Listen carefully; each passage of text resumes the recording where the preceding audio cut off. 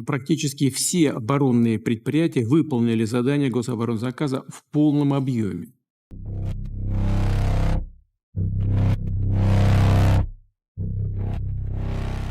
The Russian Federation, boasting of its massive military power, hypersonic missiles, and armored doctrine reminiscent of an endless stream of tanks, today has been forced to revert to medieval conditions just to survive on the Ukrainian steppes. There are no more tank battalions covering the horizon. There are donkeys and horse-drawn carts stuck in the mud used to transport ammunition. Ukraine's unmanned aerial vehicles have completely severed Russia's logistical lifelines with surgical precision. In the freezing cold of minus 30 degrees Celsius, those much-feared Russian trenches have now turned into nothing more than ice coffins. Adding to this chaotic picture, in March 2026, the fifth year of the war, the most deadly blow was dealt to the Russian army, paralyzing it: fuel shortage. The Kremlin's invincible armored vehicles froze in place, turning into piles of scrap metal without even needing to be hit. Soldiers, desperate to avoid freezing to death, abandoned the tanks they trusted so much and fled the trenches. Vladimir Putin's massive war machine collapsed precisely at this point during Ukraine's winter offensive. But how did the world's largest energy exporter, a country sitting on a vast sea of oil, end up unable to deliver a single drop of fuel to its own tanks on the front lines? Today on Mr. Warlog, we examine the anatomy of this massive logistical disaster that mainstream media has overlooked. We're laying out how the Russian army consumed its massive armored legacy of 4,300 tanks, and why its modern tanks in storage were depleted. In a moment, we'll witness how Ukraine's deep strike operation turned Russia's most critical energy terminals into hell.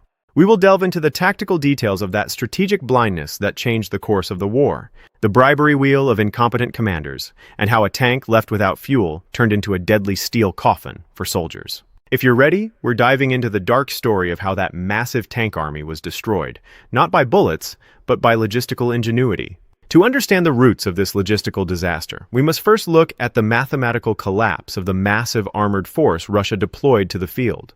The enormous Soviet legacy, which even Western military analysts have struggled to calculate since the beginning of the war, was virtually scrapped by March 2026. Recent reports published by independent international intelligence agencies and open-source researchers document a level of destruction unprecedented in modern warfare. The war in Ukraine has cost Russia a total of 4,300 main battle tanks and 8,700 infantry fighting vehicles. These figures are not mere statistics. This means that an armored force larger than the combined active tank inventories of the United Kingdom, France, and Germany has been completely destroyed on the Ukrainian plains. Even if Russia's military-industrial complex worked around the clock in 3 shifts to replace this massive loss, the new tanks produced would not even cover 1/10 of those lost on the front lines. The truly dramatic aspect of this collapse lies deep within the depots. According to recent intelligence reports, Russia's strategic reserves of modern tanks, such as the T-90M or the upgraded T-72B3, have been completely depleted. Vladimir Putin's generals, having completely lost their modern armored doctrine, were forced to rush rusty T-62 and T-55 tanks from the 1960s out of storage and onto the front lines. Some of you may remember us mentioning this before. These antique machines with makeshift cage armor welded onto them are nothing more than moving steel coffins against modern anti-tank missiles and FPV drones. However, there is a much more serious tactical problem. How are you going to deploy these makeshift antique tanks with old engines and excessive fuel consumption? This is where the Ukrainian General Staff's ingenious strategy came into play. It is difficult and costly to hit a moving firing tank on the front line. But what if it runs out of fuel? Unlike Western armies, Russian military strategy is based entirely on push logistics. The backbone of this system is the railways. Moscow loads its massive ammunition and fuel stocks onto trains, piles them up at main stations behind the front lines, and distributes them to the troops from there. However, 2 things are absolutely necessary for this archaic system to work: uninterrupted railway lines and massive refineries to fill those trains. Ukrainian intelligence and special forces have identified this soft underbelly of the Russian bear very well. They have begun systematically cutting Russia's logistical arteries. With long-range kamikaze drone operations they call deep strike, the target was not the soldiers at the front, but the energy facilities that kept those soldiers alive. The most recent and devastating example of this occurred in the first week of March 2026. The Shashkary's oil terminal at the massive Novorossiysk port, one of Russia's most critical energy hubs in the Black Sea, and a key supplier of fuel to the army, was turned into a virtual hell by a series of explosions. This was no ordinary sabotage. The Shashkary's terminal was the heart of Russia's southern military district. It was the gas station for the occupying forces. The surrender of this massive facility, with its annual processing capacity of millions of tons to the flames, meant drying up the source of the river of diesel flowing to the front. The systematic destruction of refineries and massive fuel depots by FPV drones also depleted the limited buffer stocks held by the Russian army. As the facilities were hit, Russian logistics officers loaded more onto the railways to get the last drop of fuel they had left to the front. It was at this point that the second phase of the operation began: sabotage from within. Local partisan groups operating in Crimea and the occupied territories targeted Russia's last hope, its railway network. When the train tracks were blown up, fuel trains bound for the front were stranded. Those massive fuel wagons, unable to move, became the easiest and most explosive targets in the world for Ukrainian artillery. With the trains stopped, the Russian army was forced to revert to the most inefficient, dangerous, and helpless method in its history: road transport. The breakdown of the railway backbone forced Russia to remove tens of thousands of tons of fuel from secure train cars and transfer it to thousands of small, unprotected, and slow-moving tanker trucks. This was a logistical nightmare. Hundreds of civilian-looking trucks were needed just to transport the fuel carried by a single train. And these trucks became easy targets for FPV drones on muddy Ukrainian highways. The Russian army fell from the speed of rail to the chaos of road. The constant targeting of tankers caused armored units waiting for resupply at the front to virtually melt away. So what does this disruption of the fuel chain mean at the front line at that deadly zero point? The reality of the situation on the ground is a blood-curdling helplessness that goes far beyond statistics. The bombing of refineries and the halting of trains meant that the last kilometer became a deadly trap for Russian soldiers. According to intelligence reports, Russian troops at the front were ordered to conserve fuel. In military literature, this order translates to stop the attack, stay where you are, and wait to die.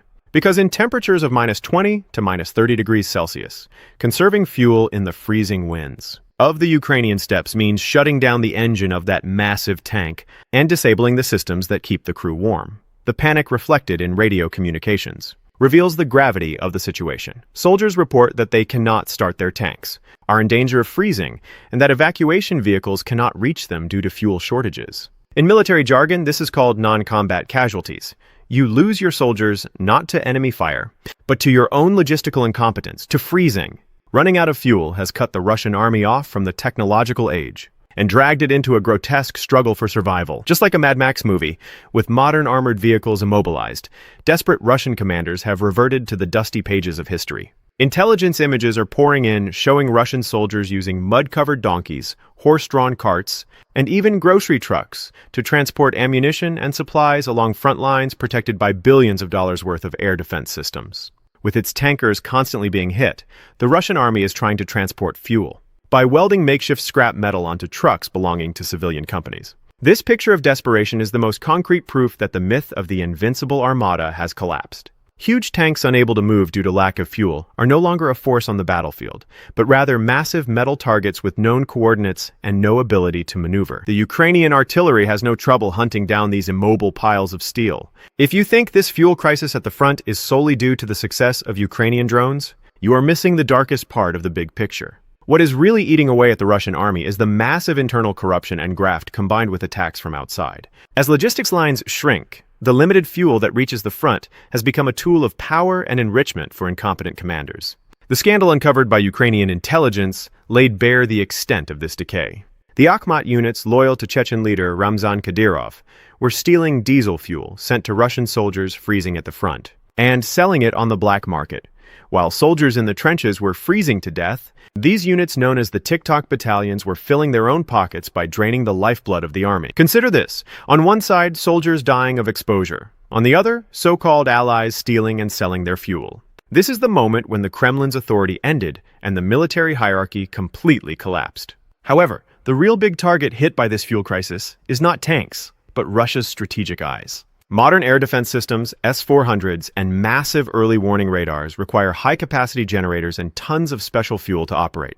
When fuel shipments were cut off, the generators fell silent, and those massive radars stopped spinning. Ukraine first hit the fuel, blinding Russia, and can now strike much deeper. Taking advantage of this strategic blindness, Ukrainian missiles have turned the airspace over Crimea and the occupied territories into a veritable highway. The lack of fuel has turned Russia's supposedly impenetrable air defense umbrella into a sieve. This is the point where Russian military doctrine has been defeated, where the crisis has spilled over from the front lines into Russia's own home, into the daily lives of civilians.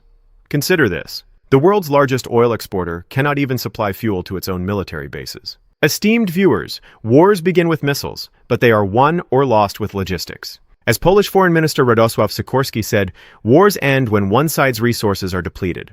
Today, Russia's depleted resource is not just oil, but its ability to continue the war. As of March 2026, the result of all this logistical disaster, fuel shortages, and steel graveyards on the ground has now been confirmed. Russia's famous winter offensive, which it has been promoting for months, has completely collapsed. An army that has lost its modern tanks, whose remaining armored vehicles have turned into frozen coffins due to lack of fuel, and which is trying to feed its soldiers on donkeys' backs, cannot win a modern war. No matter how numerous they are, that last kilometer has become an insurmountable precipice, where Russia's imperial dreams come to an end. Today, the Ukrainian army, with its successful operations in the Black Sea, the logistical bases it has struck in Crimea, and the deep strategic void it has created on the front lines, is driving the Russian army into a historic defeat. Right now, even in the freezing cold of March, Ukrainian troops are not stopping.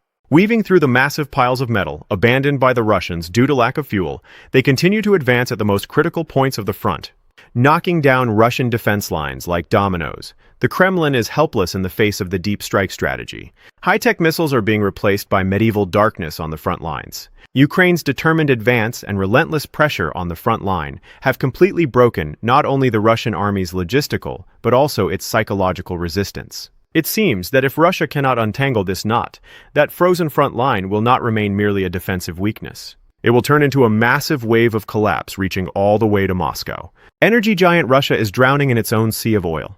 Do you think the Russian army can untangle this completely collapsed logistical knot and get its massive armored vehicles back on the field?